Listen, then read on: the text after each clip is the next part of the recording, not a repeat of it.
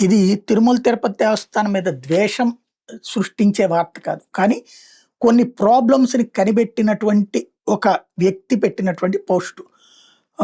SSD టోకెన్‌లు అర్ధరాత్రి 12 గంటలకు ఎందుకిస్తున్నారు? ఉదయం 6 గంటల నుంచి రాత్రి వరకు ఇవ్వచ్చు కదా! మధ్యాహ్నం 3, 4 గంటల నుంచే క్యూ లైన్‌లో నిలబడిన భక్తులు అర్ధరాత్రి 12, 12:30 దాకా టోకెన్ కోసం వేచి ఉండాల్సిన పరిస్థితి ఎందుకు? చిన్న పిల్లలు, వృద్ధులు, అనారోగ్యంతో ఉన్నవాళ్ళు, మహిళలు అందరూ గంటల తరబడి నిలబడాల్సొస్తుంది టోకెన్ కోసం. టోకెన్ కోసం ఒక కష్టమైతే మెట్లెక్కడానికి మరో కష్టమవుతుంది. దర్శనం కోసం ఇంకో కష్టమవుతుంది.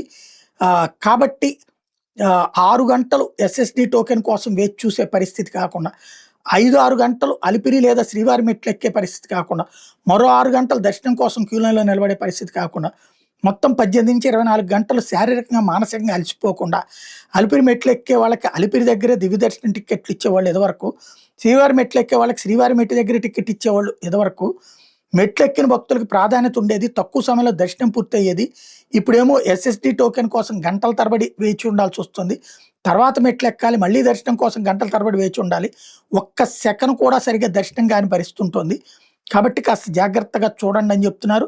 మరోవైపున రూమ్స్ దొరకట్లేదు. గంటల తరబడి లైన్‌లలో నిలవాల్సిన పరిస్థితి వస్తుంది.